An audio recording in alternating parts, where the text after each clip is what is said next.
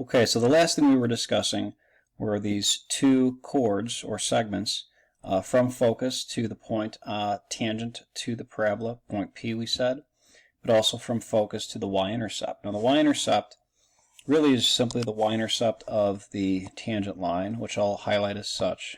Y-intercept as 0, b. Now if you remember that b value did actually pop up at the beginning here of this particular page where d sub 1 is equal to p minus b.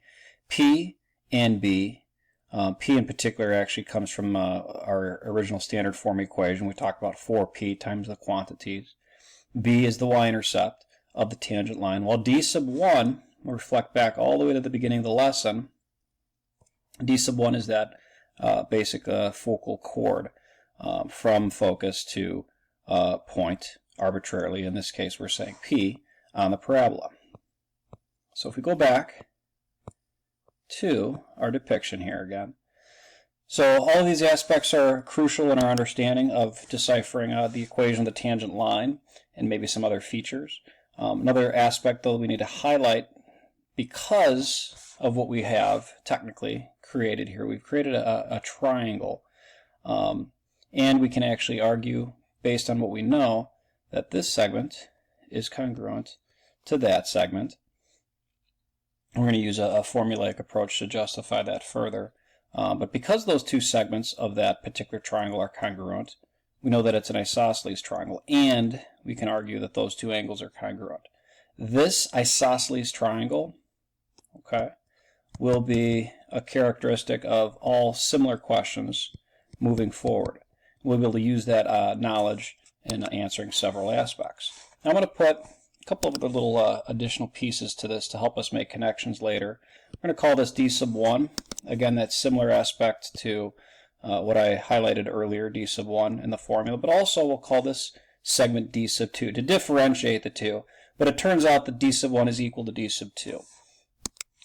Now, in example 7, we're going to take all these ideas and put them into the right context. It says, find an equation of the tangent line to the parabola given by x squared minus 4y equals 0 at the point 4, 4. So the first thing we're going to do is we're going to take x squared minus 4y and just simply rewrite it in standard form. In other words, add 4y to both sides. Now the reason I want to do that is that I can then highlight this particular quantity and set it equal to 4p and then simply solve for p. So we know right away here that p is equal to 1. We can also argue that because x is squared, it's either a parabola that opens up or down. It can't be opening left or right. And because it opens up or down, and because p is positive and not negative, we know for sure that it opens up. We can also argue pretty quickly and easily that the vertex is simply 0, 0. And I can argue that because, well, my h value, x minus h, is really just x minus 0. And y minus k is really just y minus 0. So h and k are 0, 0. That's your vertex. So let's go ahead and proceed in drawing this parabola, because we can at this point draw it. Draw your xy axis, the vertex. In terms of what we want to do with this, I'm not going to draw the parabola yet, although I do know that it opens up. What I'm going to go ahead and do, knowing that I know that the parabola crosses or touches the point 4, 4, that's the tangent point. It's also where the tangent line will essentially run through. I can actually draw my parabola and should now, based on these 2 points, 0, 0, 4, 4. Here's your kind of right half of your parabola, and there's your left half. Okay, so there's your parabola, and as far as our tangent line goes, I'll draw that as such. Through the point 4, 4, and then kind of moving towards in the negative direction, crossing the y-axis somewhere here, and I'll label that y-intercept 0, b. This point here, point P, is 4, 4. And then as far as our focus goes, we can actually establish that as well, because remember the focus is p units above the vertex of a parabola that opens up. So therefore our focus will be 0, 1. 0, 1 is here. So vertex, focus. I'm going to go ahead and start transitioning now to drawing my segments. D sub 1 will be this segment right here, we'll say. While D sub 2 will be this segment right here. Again, as I said earlier, D sub 1 will be equal to D sub 2, but I'm going to go ahead and differentiate them in such a way where I can only really find one of these two segments and then put it into the context of the formula at the top of the page here. And here's really how I want to do this. To break down D sub 1, we do know a couple things, right? We know that this segment right here is P units, particularly if P equals 1 unit. And this segment right here is B units. Even though we know P, we don't know B. So what I can do is set up an equation such that D sub 1, and again I'll reflect back to the top of the notes, D sub 1 in the textbook does and did indicate in our old textbook that P minus B is D sub 1. We can also designate it as P plus the absolute value of B. And that's what I'm going to do here. So P plus the absolute value of B. Now if you think about this, B is negative. Right? B is actually going to be a negative number because it's below the x-axis. 0, negative something will be our answer for the y-intercept. But I'm going to go ahead and write it as absolute value of which, because if I want a distance, P plus the absolute value of B, that's what we'll highlight. And I will be using P in the positive sense here. If P happened to be negative, I'd actually take the absolute value of that plus the absolute value of B. Because D sub 1 is equal to D sub 2, before I do the math on that particular equation, I'm going to go ahead and calculate D sub 2. Kind of as I think about still D sub 1, D sub 2 can be calculated rather simply if you think about, well, just the distance formula. The distance formula can be utilized from point F, which you recall was 0, 1. And maybe I'll write that here.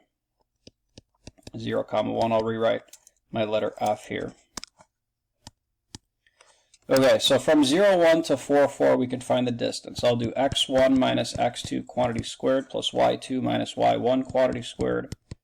And that should, if you do the math correctly, lead to 4 squared 16 plus 3 squared 9. 16 plus 9, 25, square root of which is 5. So knowing D sub 2 is 5, that also speaks to knowing what D sub 1 is also 5. So that we can go back and we can say 5 equals 1 plus the absolute value of B. Again, we remember that P was equal to 1. Subtract 1 simply, so 4 is equal to the absolute value of B. We do have two choices for B, but technically remembering that our y-intercept is below the x-axis, B must be negative, so B is negative 4. Now, not quite done. To find the equation of a line, we do need a slope as well. We've got our y-intercept. We can easily, though, find the slope if we just simply use the slope formula. So in using the slope formula, let me go ahead and highlight those. 0, negative 4 is that y-intercept there. Slope formula, of course, m equals y2 minus y1, so 4 minus a negative 4 divided by 4 minus 0. Plus a positive there in the numerator, which speaks to then what, 8 that divided by 4, and that of course is 2. So when it's all said and done, the equation of the tangent line is nicely y equals, we've got our slope now 2x, and remember our y-intercept is negative 4. So the slope-intercept form, y equals 2x minus 4. The next thing that I'd like to do is just transition to a couple problems in which we were asked from the homework a couple nights back to do some analysis with completing the square. Okay, so those problems include, if we take a look, 23, 25, and then 31 and 33, just to name a few there. So I'll go ahead and pick a problem or two, and we'll take a look. So, and what we'll go ahead and do here is add a page, and we'll just go ahead and write. Just go ahead and continue here, make it simple. So let's pick a problem here, 23 for example. 23 is x squared plus y squared minus 2x plus 6y plus 9 equals 0. And the question was, in this exercise, write the equation of the circle in standard form, then identify its center and radius. So in the notes, we've already done a problem in completing the square, looking at an equation in which we were able to then, after completing the square, come up with the standard form of the parabola. This will not be a parabola. Okay, this will definitely be a circle, and we can actually see here that because x and y are both squared, that's going to be the case. So let's go ahead and do this. So x squared, going ahead and pairing up the x squared and the negative 2x together. Give yourself a little bit of space there. Y squared plus 6y, pairing those up. And then I'll go ahead and move the constant over to the other side. Okay, so in completing the square, of course, we want to say, well, plus something there, and then we're going to want to do it twice there on the other side because both those blanks will likely be different. And even if they weren't, if they were the same, we'd still have to have two blanks there.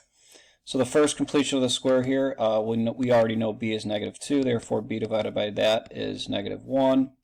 b divided by 2, that number divided by 2 is negative 1. That divided by 2 squared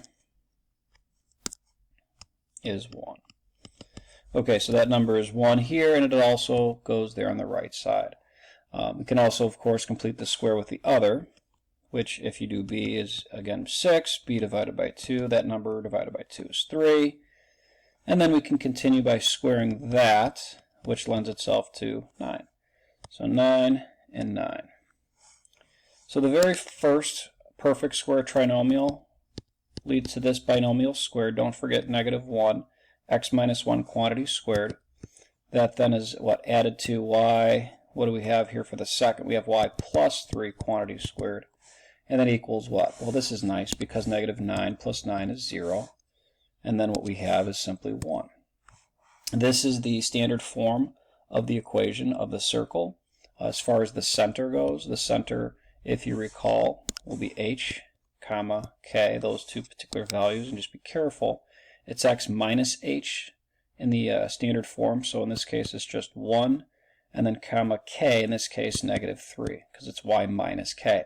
If you think about y minus and negative 3 being y plus 3, that's not too difficult to figure out. So 1 comma negative 3. The radius is just this number square rooted, which is easy enough. The square root of 1 is just 1. So we've got enough to go off of from that perspective. But what I'd like to do here is take a look at another problem, actually from tonight's assignment, number 77.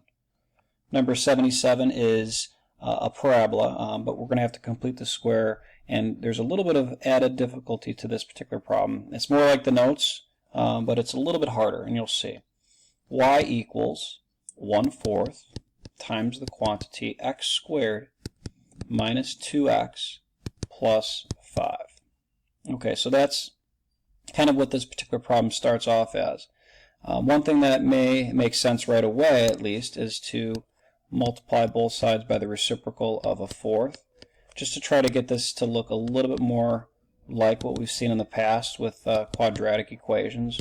It's still not particularly easy in that it doesn't look like the standard form yet, but we can get there.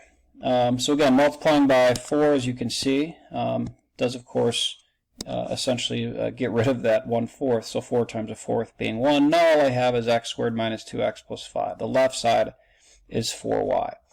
I'm going to kind of switch things around, and at the same time go ahead and set ourselves up here in which, well, the 5 happens to be on the same side as x squared minus 2x, but I'm going to subtract it from both sides. So it looks like this now. So we have x squared minus 2x. I'll go ahead and add a plus blank and another plus blank to both sides. Now it looks a lot more like the notes. We complete the square. We're ready to do that. So b is negative 2, and b over 2 is negative 1, and b over 2 squared is 1. So 1 and 1. We continue here. We're going to have x minus 1 quantity squared, and that equals 4y minus 4. We're almost there. We can easily then say, well, because there is a 4 that can be factored out, you really just want that y to have a coefficient of 1. So you'll always at least factor out the coefficient if there isn't, or if there is a number besides 1, you always factor it out. Therefore, now leading to a nice result here, really. X minus 1 quantity squared, and that equals 4 times the quantity y minus 1. That particular parabola if you wanted to do a quick analysis, is going to open up or down because it's x squared, not y squared. And we know it's actually up for sure